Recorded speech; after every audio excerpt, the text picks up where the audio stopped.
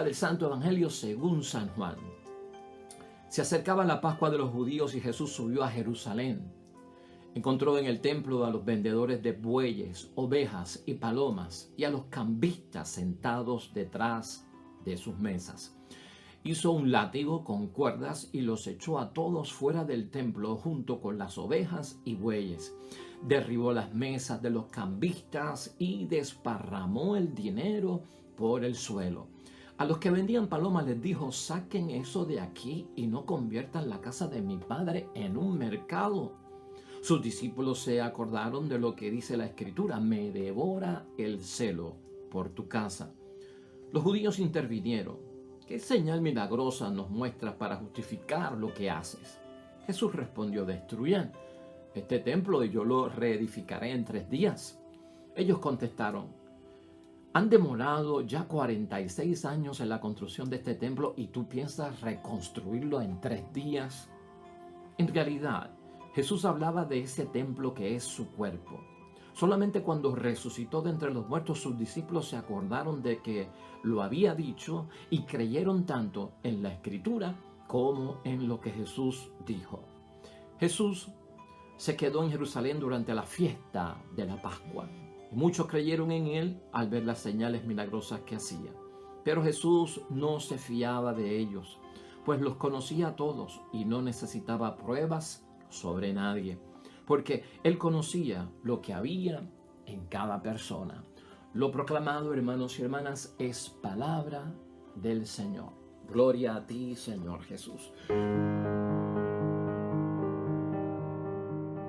Ya hoy, hermanos y hermanas, inaugurando la 3ª semana del tiempo de Cuaresma en nuestro calendario litúrgico. Hoy la palabra de Dios nos tiene en el Evangelio de San Juan, en el capítulo 2, versículo 13 al 25. Aquella famosa experiencia de parte de Jesús cuando entra al templo y tiene que expulsar a los mercaderes. Hermanos y hermanas, de eso vamos a estar hablando hoy.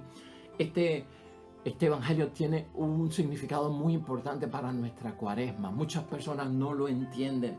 Mucha gente no entiende por qué Jesucristo hizo lo que hizo aquel día en el templo, por qué la actitud de Jesucristo es como de ira, es como de violencia, como que atacó, como que alzó la voz. ¿Qué le pasaba a Jesucristo en aquel momento? Hoy yo quiero aclararte todas esas dudas. ¿Cuál es la verdadera y el verdadero significado que está detrás de la expulsión de los mercaderes del templo? ¿Qué significa eso para la persona de Jesucristo que tú y yo debemos de conocer?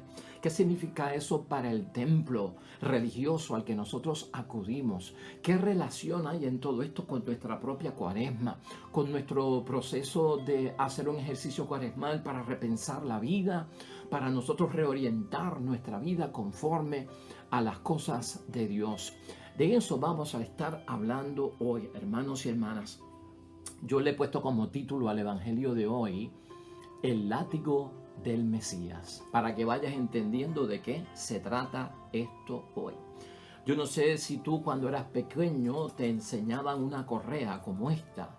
Y cuando a uno le enseñaban una correa como esta, hermanos y hermanas, como que le estaban advirtiendo a uno que podían pasar varias cosas. Estábamos en mala conducta, a lo mejor estábamos a punto de hacer algo que no debíamos hacer, o hicimos algo que no debimos hacer. A veces nos decían: mírala bien, o hasta nos decían: huélela, ¿verdad? Esto significaba mucho en términos de disciplina, en términos de corrección y aún, hermanos y hermanas, en términos como de un castigo, ¿verdad? Eran otros tiempos y no se vivían los tiempos que se viven ahora. Cuando hablamos del látigo del Mesías en el evangelio de hoy, que Jesucristo toma el látigo en el templo, hermanos y hermanas, es el mismo significado que tenía la correa para corregirnos a nosotros, ¿no? El látigo del Mesías significaba que alguien estaba poniendo las cosas en orden, o porque se iban a hacer mal, o porque se hicieron mal, o porque se sacaron fuera de su auténtico propósito, y el que tenía la autoridad para ponerlo en su sitio vino y lo hizo. De eso vamos a estar hablando hoy en la palabra de nuestro Señor Jesucristo. Yo quiero que hoy entendamos en el tercer domingo de nuestra cuaresma, que vamos hacia la Pascua de Resurrección, que entendamos lo que está pasando en este evangelio en un sentido que tal vez no lo hemos visto en otros momentos, ¿no? ¿Qué significa todo esto y este evento que hubo en el templo en aquel momento con lo que estaba ocurriendo allí adentro? Hermanos y hermanas, Juan ubica este evento de lo que ocurre con los mercaderes en el templo en el segundo capítulo de su evangelio. Mateo, Marcos y Lucas no lo ubica ahí. Mateo, Marcos y Lucas lo ubican casi al final de la vida de nuestro Señor Jesucristo, cuando va a Jerusalén y después tiene que enfrentar la muerte. Pero estratégicamente Juan, el evangelista, que es un teólogo puramente, hermanos y hermanas, lo ubica en el segundo capítulo de su evangelio al principio. Y ustedes saben por qué lo hace. Para que cuando tú empiezas a leer el evangelio sepas la misión de Jesucristo y la identidad de Cristo. Por eso está en ese segundo capítulo del evangelio de San Juan. Aquí, hermanos y hermanas, en lo que ocurre en la visita de Jesucristo, nuestro Señor, al templo, es la presentación y la manifestación mesiánica de Jesús. Jesús se está presentando como el verdadero Mesías, no como el que esperaban, no como el que soñaban, no como el de la idea errónea que tenían. Jesús, dentro de una fiesta de Pascua en Jerusalén, se presenta y se manifiesta como Mesías. Eso es lo que nosotros estamos viendo ahí. La Pascua judía es confrontada en el Evangelio de San Juan, hermanos y hermanas, en 3 veces y en 3 ocasiones ahí mismo. Jesús, hermanos y hermanas, lo que está diciendo Juan es que trae una nueva alianza. Y el tiempo del reino ha llegado. Eso es lo que se está manifestando hoy en esa enseñanza. Jesús quiere afirmar, hermanos y hermanas, y Jesús quiere institucionalizar una nueva estructura. Al Jesús confrontar al templo, hermanos y hermanas, hay una revelación mesiánica. Esta confrontación con el templo que tú y yo hoy vemos y que a veces nos sorprende, ahí lo que está habiendo es una revelación por parte de Jesús. Su mesianidad se está manifestando, se afirma, hermanos y hermanas, hoy, y se constituye una nueva alianza sobre el Mesías. Eso es lo que está pasando. ¿Qué significa, hermanos y hermanas, el templo para el judío? Porque ahí es que ocurre todo este evento. ¿Qué significado tiene el templo para el judío? Para que tú entiendas por qué pasó lo que pasó en el templo. El templo, hermanos y hermanas, para el judío era el centro de las instituciones. Era el símbolo de la gloria y del poder de la nación judía. ¿Cómo se presenta el Mesías? En segundo lugar, ¿cómo entonces ahí se presenta el Mesías? Bueno, el Mesías se presenta en ese centro, hermanos y hermanas, símbolo de la gloria y del poder de la nación judía, con látigo, y un látigo con cuerdas. Es el látigo del Mesías lo que está señalando y resaltando Juan para que la gente entienda. El látigo del Mesías, hermanos y hermanas, era una frase de los judíos. Era una frase proverbial, una frase que se usaba en el tiempo de Cristo porque todo el mundo estaba esperando el Mesías. Entonces, con esta frase del látigo del Mesías, se daba a entender, como te enseñé ahorita con la correa, ¿verdad? Pues se daba a entender y significaba que el látigo del Mesías iba a traer como que algún tipo de violencia, en el sentido de revolución, de transformación. Y entonces esto implicaba la irrupción de la era mesiánica. O sea, el látigo representaba lo que venía a ser la misión del Mesías, que venía a transformar y a cambiar todo, y con ese látigo se inauguraba el tiempo del Mesías. Por eso es que hablamos del látigo del Mesías. Por eso es que Jesús utiliza el látigo en el templo en aquella ocasión. Jesús usa el látigo, hermanos y hermanas, para revelar su identidad, para dejarse manifestar como el Mesías que ellos esperaban, el látigo del Mesías. Y así también Cristo está revelando cuál es su proyecto y cuál es su misión. Y parte de su proyecto, hermanos y hermanas, es arreglar esa situación que está ocurriendo en el templo, porque el templo significa también religión, tradición, prácticas, culto, adoración, rito, significa un montón de cosas y eso está dentro del proyecto y el plan del Mesías. Con el látigo, hermanos y hermanas, Jesús arroja fuera del templo, como hemos visto en el Evangelio de hoy, al ganado, arroja fuera a las ovejas, arroja fuera a los bueyes que se vendían para el sacrificio y el culto que había que hacer allí. Y también a la misma vez todos estos animales se compraban allí. Pero estos animales, hermanos y hermanas, el ganado, las ovejas y los bueyes, solo los ricos, y escucha bien, solo los ricos, los que tenían dinero y los poderosos lo podían comprar. Podían comprar ese tipo de animal para el sacrificio. Y todo eso es lo que pone Jesucristo fuera del templo. Fuera también como Mesías del nuevo proyecto mesiánico. Esto significa, hermanos y hermanas, que Jesucristo está declarando hoy inválido el culto de los potentados. El culto de los que tenían dinero en aquel tiempo, que eran los únicos que con su dinero podían comprar cosas tan caras como ganado para ofrecérselo a Dios y conseguir favores. Ofrecerle ovejas que eran tan caras para poder ofrecérselas a Dios en sacrificio y obtener perdón de sus pecados. Ofrecerle bueyes que costaban tanto, hermanos y hermanas. Por eso Jesucristo deja fuera todos los animales.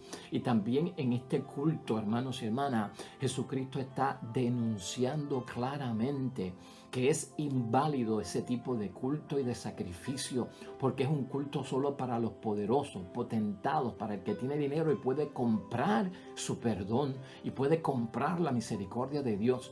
Para Jesús ese culto, hermanos y hermanas, encubre la injusticia. Por eso es que el celo por la casa de Dios consume a Cristo. Por eso es que grita, por eso es que tumba, por eso es que rompe, por eso es que echa fuera. Porque de alguna forma ese culto encubre la injusticia. Los profetas denunciaron eso en muchas ocasiones antes de nuestro Señor Jesucristo. Y también está declarando Jesucristo infame el culto, que es verdaderamente una injusticia en sí mismo, porque se está explotando a las personas. Se está legitimizando a través de la religión, hermanos y hermanas, la injusticia y el crimen, que solo aquellos que tienen dinero pueden ofrecer los grandes animales para el sacrificio, para las cosas buenas de Dios, para que reciban el perdón y la bendición de Dios, y los pobres no pueden, y la clase media no puede, y los esclavos no pueden. Esa es la denuncia de Cristo en el templo. Por eso el látigo, hermanos y hermanas, por eso la actitud de nuestro Señor Jesucristo. Para Jesús, hermanos y hermanas, no se trata de renovar el culto que había allí en aquel tiempo. No, Él no quiere renovarlo. Él no quiere reformarlo. Cristo no quiere hacer eso. Cristo lo que quiere es quitarlo. Cristo lo que quiere es abolirlo. Y no te olvides tú que el Viernes Santo, cuando Cristo muere, la cortina del santuario, del Santísimo, del templo, se esgarró por la misma mitad, en dos pedazos. No te olvides tú de eso. Cristo no quiere reformar el culto judío y la religión judía, sino lo que está dando a entender es abolirlo. Vamos a hablar del significado de esos animales para que tú entiendas lo que pasó aquí. ¿Por qué se justifica ese vocabulario de Cristo, la acción de Cristo, los actos, los gestos, la voz y lo que hizo Jesucristo, que algunos lo entienden como que es ira, como que es violencia, como que es falta de respeto por parte de un hombre que habla de tanta paz, de diálogo y de hacer las cosas con calma? Miren, los bueyes, para que tú entiendas esto, que estaban allí dentro, tienen que ver con la misma constitución de la sociedad judía. El buey era importante para la sociedad judía. El dios Baal, hermanos y hermanas, que era un dios ídolo y que era un dios pagano, los bueyes estaban dentro de los ritos de los paganos, ¿no? El buey del dios Baal es una expresión de la misma idolatría de los cananeos, que eran agricultores y tenían a ese dios y lo representaban a través de ese animal que era un buey. un dios con su propio culto. Y los dueños de los bueyes eran aliados importantes de Herodes y había una consolidación de poder, ¿no? Había una alianza entre los poderosos, había una alianza entre los religiosos y había una alianza entre los gobernantes. Entonces, hermanos y hermanas, ese buey significaba un montón de cosas, su presencia dentro del templo. Era cuestión de la idolatría, era cuestión también del poder de los que tenían dinero y también de los que gobernaban. Por eso su presencia, que para Cristo eso era un ídolo, hermanos y hermanas, era un culto pagano, Cristo la tiene que sacar de allí dentro. Lo mismo pasa con la expulsión de las ovejas, hermanos y hermanas.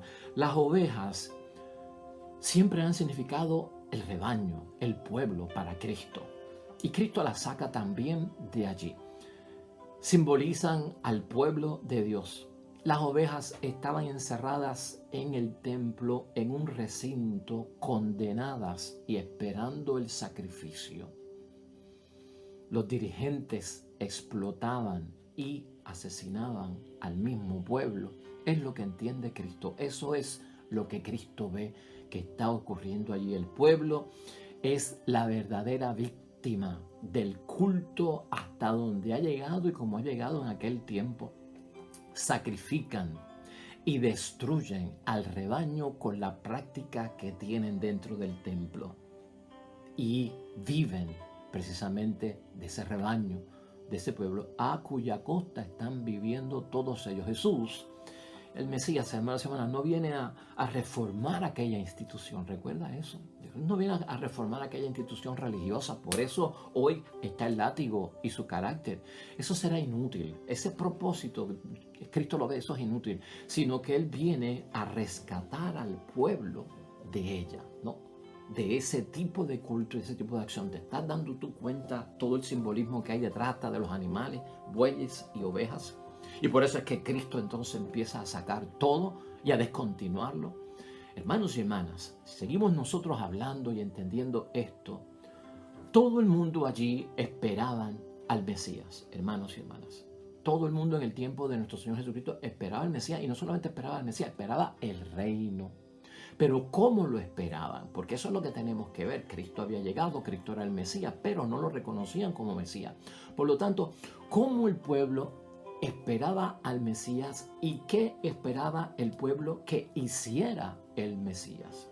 Habían varios grupos, hermanos y hermanas. Estaban los celotas. Y los celotas eran un grupo revolucionario.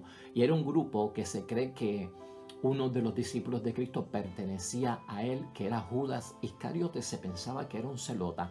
Los celotas también esperaban el reino de Dios y esperaban al Mesías en el tiempo de nuestro Señor Jesucristo. Pero este grupo, como era guerrillero, revolucionario, quería tomar armas contra la oposición de Roma e instaurar el reino de Dios, pues como si fuera a la fuerza. Y así el templo, de alguna forma, y su personal estarían sujetos ya a Dios y no a ningún poder del imperio. O sea que había una expectativa de cambiar lo que estaba pasando en el templo a través de lo que iba a ser el Mesías, pero era una forma violenta, hermanos y hermanas, era una guerrilla. Los saduceos por su parte también estaban esperando al Mesías y esperaban que hiciera algo, pero no esperaban una actividad tan fuerte. Los saduceos por su parte, hermanos y hermanas, eran más calmados y se conectaban más y se alegraban, se conformaban y toleraban lo que estaba pasando, y lo que ellos hacían era mantener el templo y su culto como mejor podían y también bregado y equilibrado con las autoridades romanas. O sea que aquella gente, hermanos y hermanas, creían en las cosas judías, pero también buscaban de las cosas del imperio para balancear las cosas. Así que ahí no había mucha actividad de parte de los saduceos. Los esenios, hermanos y hermanas, también esperaban al Mesías y también esperaban que hiciera algo el Mesías con lo del reino. Pero los esenios, como los celotas, hermanos y hermanas, estaban listos para tomar armas por el reino de los cielos. Se habían retirado al desierto y esperaban el momento oportuno para ellos atacar y dar un golpe de sorpresa. Ellos le llamaban a ese momento el kairos, el tiempo oportuno. Pero estaban otra vez esperando lo del Mesías como un golpe de estado y esperando también que él hiciera con ellos, que se convirtiera en un guerrero también en esa forma violenta. También nos queda, hermanos y hermanas, los fariseos que esperaban también al Mesías y esperaban el reino de los cielos. Y estos consideraban también que para llegar al reino había que acabar con el dominio extranjero que estaba metido en el templo y restaurar la autonomía del templo. Hermanos y hermanas, ese templo último que vivió Cristo y estuvo allí fue destruido en el año 70 totalmente, como recordamos, en aquella revuelta que masacraron a todos los sumos sacerdotes y murieron. Pero ese templo fue construido por Herodes. Y Herodes tenía una alianza con varias personas ahí dentro. Pero ese templo lo construyó Herodes con propósitos políticos y con propósitos económicos, hermanos y hermanas. Y eso había despertado realmente que el templo cayera en manos ilegítimas. Y todos consideraban que el templo estaba en manos ilegítimas porque estaba en términos de que del dominio de los romanos. Eso también lo veían los fariseos. Pero los fariseos no entraron, hermanos y hermanas, a ninguna guerrilla, no se pronunciaron mucho en cosas de nada. Y ya ustedes saben cuál era la postura de los fariseos en torno al Mesías y en torno a lo que iba a ser el Mesías. Bueno, la postura de ellos se convirtieron más rigurosos, hermanos y hermanas, en la observancia de la ley. Eso fue lo que hicieron. Se volvieron más rigurosos en la observancia de la ley para purificar a todo el mundo y que eso agradara a Dios. Y en eso ahí mantenían sus cosas. Como ven, hermanos y hermanas, Cristo está haciendo hoy un montón de cosas. Esto tiene un significado para mí en la Cuaresma, en términos de yo reconocer quién es Cristo, en términos de reconocer el culto que se merece Dios.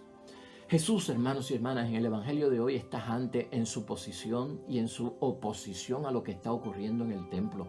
Porque Jesús rechaza de toda forma, y es lo que tú y yo tenemos que ver, que solo tengan acceso al culto los que tienen dinero o los que son poderosos. Eso se nota en lo que le pasa y lo que dice Jesucristo contra los cambistas, hermanos y hermanas. Los cambistas, por eso es que le derrama las monedas a los cambistas, ¿no? Contra los vendedores de las palomas también, ¿no? También Jesucristo allí hace notar lo que Él quiere hacer y les ordena parar el modo de lo que estaban haciendo y salir y quitar aquella mesa donde tenían en medio del templo mercancía metida dentro. Los cambistas, hermanos y hermanas, para que tú entiendas por qué Cristo les habló tan fuerte, los sacó. Los cambistas eran una forma financiera que había en el templo. Pertenecen al sistema financiero, económico, de dinero en aquel tiempo, de aquella época. En el pueblo judío, hermanos y hermanas, los varones mayores de 21 años estaban obligados a pagar un tributo anual de dinero al templo. Y muchas donaciones en dinero iban a parar al templo, hermanos y hermanas. Los poderosos, los que tenían, hermanos y hermanas, dinero y que tenían muchas propiedades, destinaban, y escucha esto, sus tesoros en el templo por la inmunidad que le tenía el templo ante las leyes por el carácter sagrado.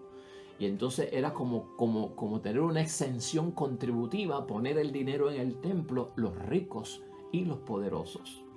Los pudientes entonces, hermanos y hermanas, depositaban tesoros en el templo debido a esa inmunidad. Hermanos y hermanas, para el tiempo de Jesucristo nuestro Señor, y cuando Jesucristo nuestro Señor va al templo de Jerusalén, Jesucristo, hermanos y hermanas, está entrando y lo que ve a uno de los mayores bancos de la antigüedad. Eso es lo que Jesucristo nuestro Señor ve, que a veces nosotros no vemos y mucha gente no ve. El templo de Dios, el templo de Jerusalén se había convertido en uno de los mayores bancos financieramente de todo el territorio y de la antigüedad. Pagar, hermanos y hermanas, tributos, donativos, no solamente, hermanos y hermanas, de parte del pueblo, sino de parte de todo el mundo, venía a ser un medio, un instrumento. Se había trastornado todo lo que se hacía en el templo. Había un lucro del cual dependían muchas personas y tenían intereses comprometidos y no estaban dispuestos a cambiar su forma de aquel negocio, el sistema, el mecanismo y la estrategia que tenían allí. Pagar tributos, hermanos y hermanas, donativos con una moneda imperial no se permitía. Los judíos tenían su propia moneda, acuñaban su propia moneda, por lo tanto le exigían a los que venían con monedas diferentes cambiarlas por las monedas que ellos tenían.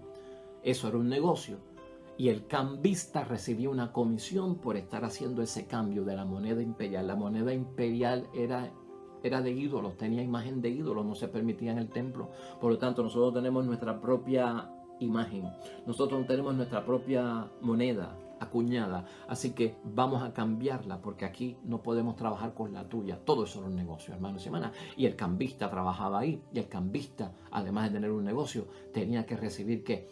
Una propina por lo que estaba haciendo. Eso es lo que ve Jesús, hermanos y hermanas, eso es lo que ve Jesús y tú y yo a veces no lo vemos y no entendemos por qué el celo de la casa consume a nuestro Señor Jesucristo. Eso es lo que ve. El templo, hermanos y hermanas, está explotando. Es lo que nos dice la palabra o lo que nos da a entender. Está explotando al pueblo. Los cambistas cobraban su comisión, como hemos dicho, y Jesús, al volcar las mesas de cada uno de ellos y derramar sus monedas, ataca Jesús el tributo al templo y el sistema religioso dominante que está permitiendo que eso se meta en la casa de Dios. El culto proporciona, hermanos y hermanas, en el tiempo de Cristo, en el templo, lo que Cristo sabe y le han dicho es que este tipo de actividad ejerce y sostiene gran parte de la economía de aquel pueblo. Proporciona entonces riquezas para Jerusalén. Hay riquezas que se derivan del trono, del templo, hermanos y hermanas, para el pueblo, para la ciudad, para los comerciantes. Sostenía el estilo de vida de la nobleza que era sacerdotal en aquel tiempo, nobleza sacerdotal, del clero que había en aquel tiempo y de los empleados del templo.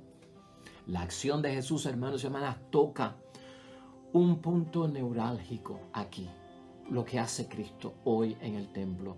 El sistema ideológico y el sistema económico que representaba el templo en aquel tiempo. ¿Estás tú viendo la realidad y por qué Cristo tiene que actuar de la forma que actuó?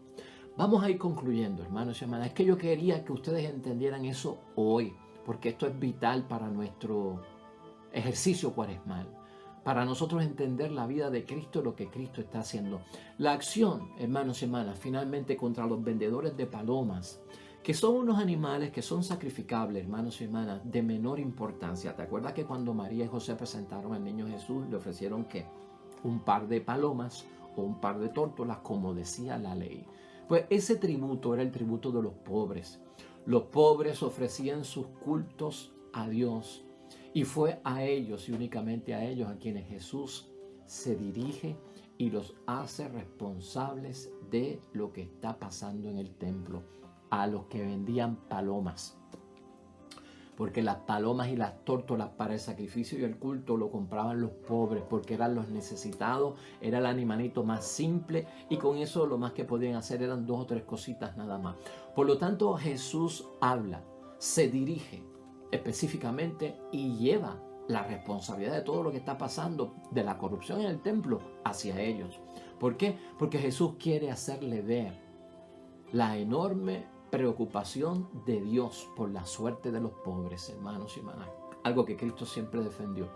Por la suerte que van a correr los pobres y saber y dejarles saber a cada uno de ellos que lo que tienen es un negocio con los pobres, lo que ustedes tienen es un negocio con la pobreza de estas personas, del pueblo, de estas pobres ovejas.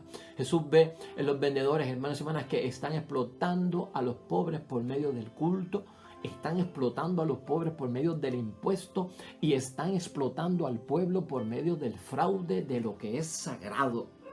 Eso justifica la acción de nuestro Señor Jesucristo. El templo se ha convertido, hermanos y hermanas, en casa del mercado.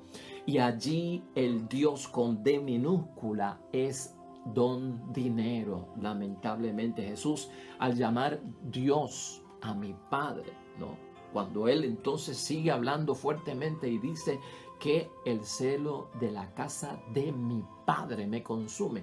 Cuando Jesús llama a Dios mi Padre, no está identificando a Dios con el sistema religioso del templo de aquel tiempo. Porque la relación con Dios, hermanos y hermanas, para Jesús no es tanto religiosa, sino que es familiar. Mi Padre y yo soy su hijo. En la casa del Padre cristiano, hermanos y hermanas, en la casa del Padre ya no hay de ninguna forma comercio ni explotación para Cristo el Señor, sino que acoge a quien necesite amor, como el pobre, al que necesita intimidad, como el pobre, al que necesita confianza, como el pobre, al que necesita afecto y cariño, como el pobre. Y ese es el punto de Jesucristo nuestro Señor, y eso es lo que Él ve allí.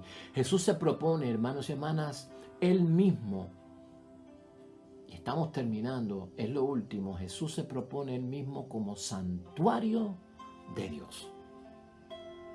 Como santuario de Dios, frente, hermanos y hermanas, al poder de Herodes, que estuvo 46 años construyendo ese templo con su dinero. Herodes, por eso le llamaban el templo de Herodes, 46 años. Pero Jesucristo insiste en que el santuario de Dios soy yo. ¿Y qué me importa a mí que el templo, esa estructura de piedra, la hayan tenido que hacer en 46 años con la corrupción que hay adentro? Poco me importa. Pero Cristo emerge y se lo deja saber. Resucitado en 3 días, no el templo, no en 46 años. En el reino de los cielos, hermanos y hermanas, Cristo lo que enfatiza es que no hay templos, no hay estructuras, no hay iglesia, lo que hay son cuerpos vivos. No hay templos, eso es del mundo, eso es de la tierra, pero en el reino de los cielos no hay templos, no hay estructura, lo que hay son cuerpos vivos que son santuarios de Dios, donde brilla la presencia y su amor y donde viven dignamente esos cuerpos vivos. Jesús, como Mesías, hermanos y hermanas, no continúa la línea religiosa tradicional de su pueblo, y hoy Jesús lo deja claro en su presentación y en su manifestación mesiánica. Hoy hemos sabido quién es el Mesías, su identidad, y hoy hemos sabido lo que Cristo va a hacer. Según San Juan, desde hoy comenzaremos a ver nosotros una manifestación enorme del látigo de Cristo en todo sentido de la palabra. Oremos.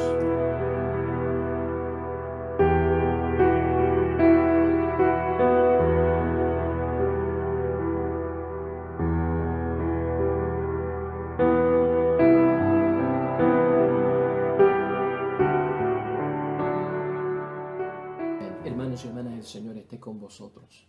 Bendición de Dios Todopoderoso, Padre, Hijo y Espíritu Santo, descienda sobre ustedes y permanezca para siempre. Regresamos mañana, nuevo Evangelio y meditación de la palabra de Dios. Todo cuanto hagas hoy junto a los tuyos para la gloria y la honra de nuestro único Dios, hermano y hermana, te va a ir bonito en el nombre de Dios y más todavía bendecido.